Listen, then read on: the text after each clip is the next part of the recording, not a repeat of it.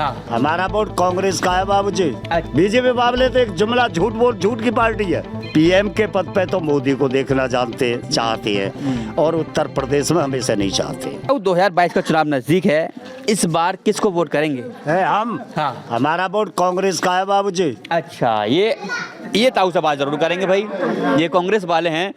ताऊ, गांव के अभी लगातार लोगों से हमने बात की है, वो बीजेपी कर रहे हैं, आप कांग्रेस की तरफ क्यों जा रहे हैं? हम कांग्रेस की तरफ इसलिए जा रहे हैं कि बीजेपी ये जो कर रहे नहीं है। बैठ के बात करेंगे ताऊ से, ताऊ के साथ तो अच्छी एक बात होगी, थोड़ा अच्छे से बात होगी ताऊ के साथ में। हाँ ताऊ, अब बताएं, आप कांग्रेस की बातें बताएं। हाँ, कांग्रेस की क्या बात पूछना चाहते हैं? मतलब कांग्रेस की तरफ आप जाने की बात बता रहे हैं, बीजेपी से नाराजगी है क्या? बीजेपी से नाराजगी है पूरी। किस बात की नाराजगी है? इस बात की नाराजगी है कि बीजेपी ने हमारे लिए किया क्या है। जैसे 2017 में जो वायदे किए थे, अभी उन वायदों में से कोई भी वादा अगर इस बीजेपी पार्टी ने किया हो तो उस वायदे को हमें बताइए। अरे राम मंदिर दे तो दिया। जैसे राम मंदिर तो बन रहा है, राम मंदिर को यही थोड़ी बना रहे हैं। राम मंदिर में तो पैसा हमने भी दिया है, कोई ये बीजेपी वाले ही थोड़ी दे रहे पैसे को। बीजेपी वाले तो एक जुमला झूठ की पार्टी है। झूठ बोल रहा है, झूठ बोला है। जितना भी दुगनी आमदनी हो जाएगी किसान की, किस बात से दुगनी आमदनी हो गई? किस बात की दुगनी आमदनी हुई है?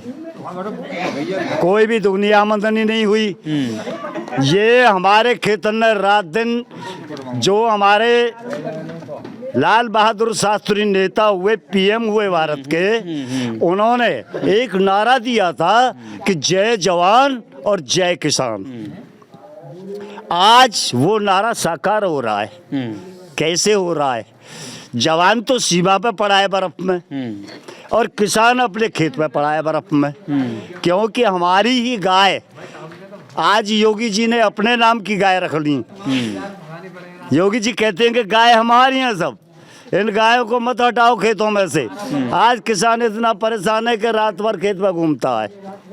ड्यूटी एज ए जवान जैसी ड्यूटी किसान लगा रहा है।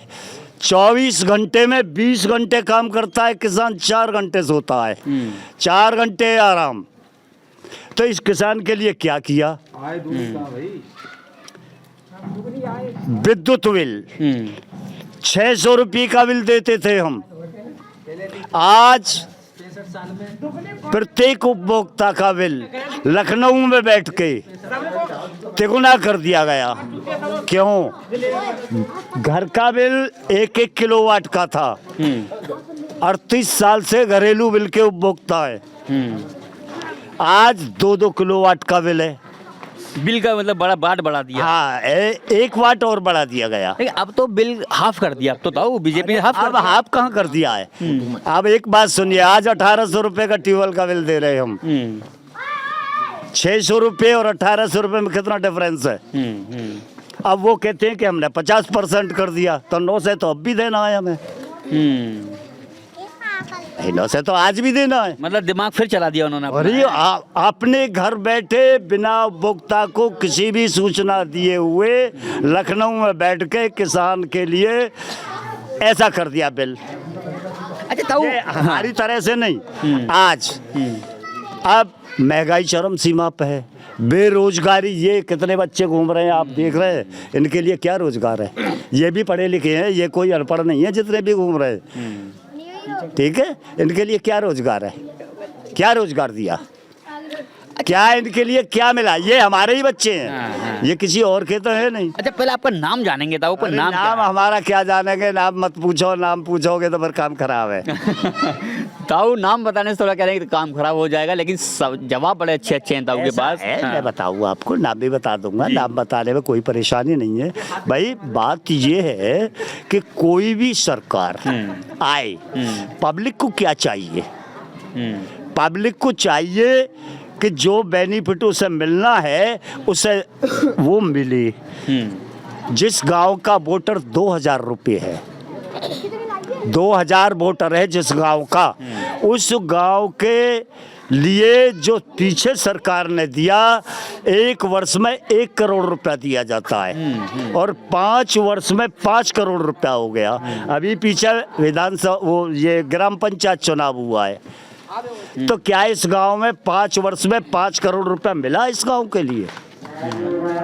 नहीं मिल पाई वो चीजें। अरे क्या मिला है इस गांव को? क्या मिला है बताइए, क्या मिला है? आप गांव में घूम रहे हैं, गांव का कोई भी आदमी बताए कि ये हमको मिला है, क्या मिला है? ODF। अब आइए शौचालय के ऊपर। गांव के अंदर जो शौचालय बने, आज भी इस गांव में ऐसे शौचालय के इच्छुक रह गए हैं जिनके शौचालय आज तक नहीं बने।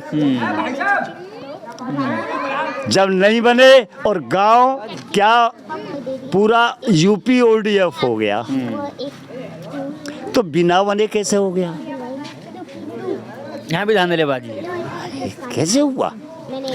अब ये तो ODF हमने नहीं किया है, ये तो गवर्नमेंट ही यहाँ से रिपोर्ट गई कि ये गाँव ODF हो गया। तो क्या गांव ODF हो गया?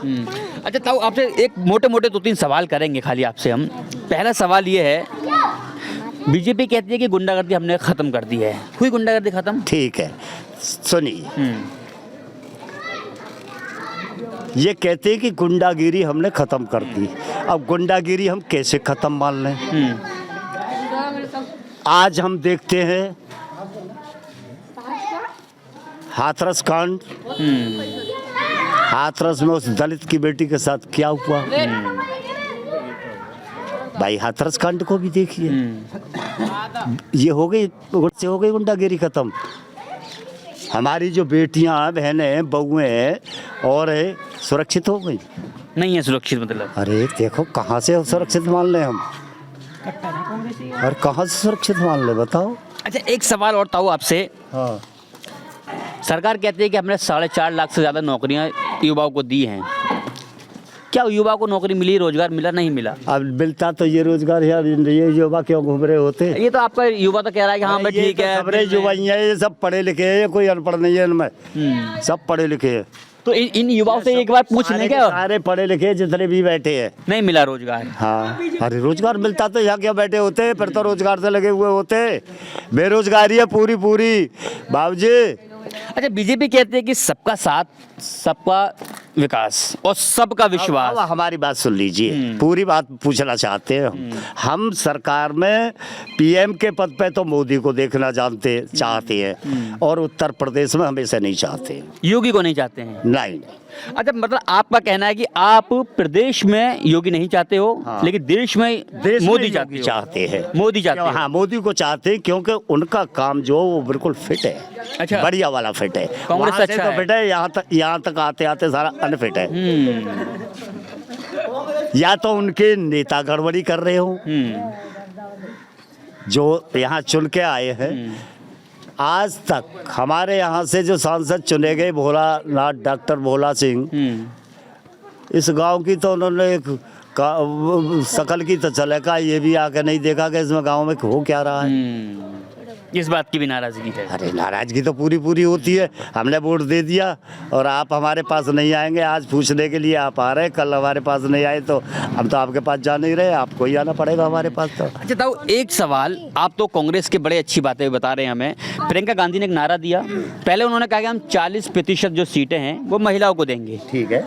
दूसरा उन्होंने नारा दिया कि बेटी हूँ लड़ सकती हूँ, ठीक है। क्या बेटियां कमजोर थी जो लड़ेंगी उनके कहने से? मतलब बेटियां तो पहले से ही मजबूत हैं, पहले से लड़ती आ रही हैं, बेटियां अपना हक मांग रही हैं, ये नारा क्या देने की जरूरत थी? अरे बेटियां मजबूत होती तो फिर ऐसा नारा क्यों दिया जाता?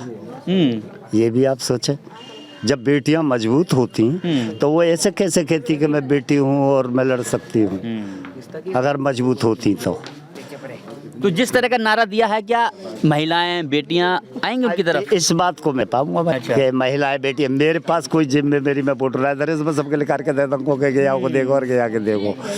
मैं अपने विषय में बात कर सकता हूँ, खाली अपने में, मैं अपने परिवार के विषय में भी बात नहीं करूँगा। आपका अपना पक्का है? हाँ, मेरा पक्का वोट कांग्रेस का है, कांग्रेस को वोट मिलेगा मेरा। एक लास्ट सवाल ताऊ से करेंगे। ताऊ लास्ट सवाल ये है, अभी 1-2 दिन के अंदर पूरा उत्तर प्रदेश का चुनावी माहौल बदलने लगा है। बीजेपी के छोड़ के बड़े नेता छोड़ करके इधर से उधर भागने लगे हैं। बीजेपी से नाराजगी है, इस सत्ता का लालच है उन लोगों में। अब ये तो सत्ता का तो लालच मैं नहीं कह सकता हूँ, क्योंकि जो पहले से सत्ताधारी हो रहे हैं भाई, पहले से सत्ता है। जैसे कैबिनेट मंत्री श्यामा प्रसाद मौर्य भी निकल के गए, एक कोई प्रजापति हैं, अभी आज एक और है, वो क्या नाम है उनका, वो भी निकल के गए, 2-3-4 उसमें से निकल के उसमें आ रहे हैं। ये ऐसा होता है, दल बदल मौका परस्ती नेता होते हैं, कुछ नेता होते हैं मौका परस्ती। आज मौका उनको उसमें दिया जा रहा है, कल मौका उनको उसमें, उन्हें कुर्सी चाहिए। भाई ये तो नेता है, अपने इनकी नेतागिरी राजनीति में हम लोग जाके और वहाँ प्रचार करने लगे तो हमारी नेतागिरी हमें का कुछ बनना है, हमें तो देश का वोटर रहना है। यानी कि ये वो लोग हैं जो कुर्सी के और सत्ता के चक्कर में पब्लिक तो सुनेंगे नहीं फिर इस हिसाब से। तो ये लोग, अब ये तो पब्लिक जाने क्या करती है, पब्लिक का रुझान बहुत बड़ा होता है। और बाबूजी एक बात और बताऊं मैं आपको, खल्क की आवाज़ नक्कारे खुदा होती है, जिसे पब्लिक चाहती है ना उसे भगवान चाहते हैं। 2022 में, अच्छा ताऊ एक लास्ट सवाल और, सपा के बारे में क्या कहना है आपका? सपा के बारे में मैं क्या कहूँ बताइए, क्या कहूँ? मतलब सपा, देखिए सुनिए, कांग्रेस देखी, सपा भी देखी। जिस समय अटल जी पीएम थे हमारे यहाँ के, उस समय उन्होंने ये कहा था कि हम यूपी की सीएम एक दलित की बेटी को बना रहे। उन्होंने सीएम मायावती को बनाया, सीएम बन गई। कुछ समय के बाद फिर बात आई कि तिलक तराजू और तलवार, इनमें मारो जूता चार। आएगी बात। इसके ऊपर बीजेपी के नेता उससे रुष्ट हुए। रुष्ट होने के बाद 6-6 महीने के वायदे पर सरकार बनी। उसके बाद में एक कोई गुप्ता जी बने, उसके बाद में राजनाथ सिंह बने। उसके बाद में जब समय खत्म हुआ तो मायावती क्लियर अपनी सीट निकाल के आई। क्यों? क्योंकि पंडितों ने उसका साथ दिया। पंडितों ने उसका साथ दिया। अब ये नहीं कह सकते कि किस बेस पे दिया। अच्छा, इस बार ब्राह्मण किसका साथ देगा? अब इस बार तो ब्राह्मण का शंख जब बजेगा तो मैं बता दूंगा कि शंख उसका बज रहा है, ब्राह्मण का। अभी क्या लग रहा है, अभी किसकी तरफ बजेगा? अभी इस समय तो कुछ भी नहीं कह पाएंगे, क्योंकि वोटिंग की जाती है 2 तरह से। एक तो वोटिंग होती है पार्टी की और एक वोटिंग होती है कैंडिडेट की। हाँ, 2 तरह का रुझान होता है वोटर के अंदर कि पार्टी कोई भी आ जाओ, अगर कैंडिडेट सही नहीं है तो उसको वोट नहीं देंगे। जैसे लगातार हम बात कर रहे थे, ताऊ से भी हमने बात की और लोगों से हमने जानने की कोशिश की कि किस तरह की चीज़ें हैं। 2022 का चुनाव नज़दीक है, अभी पत्ते कोई नहीं खोल रहा है, ना वोटर ना नेता। नेताओं ने ये पत्ते रखे हुए हैं और वोटर भी अभी खुल के नहीं कह रहा है। कोई बीजेपी की तरफ जाना चाहता है, कोई कांग्रेस की साइड जाना चाहता है। दूसरी पार्टी के बारे में बताने से पहले अभी ताऊ से हमने बात की, ताऊ ने सारी बातें खोल के बताई हैं। कैमरामैन संदीप कुशवाहा के साथ में साजिद मलिक, समाचार वाले।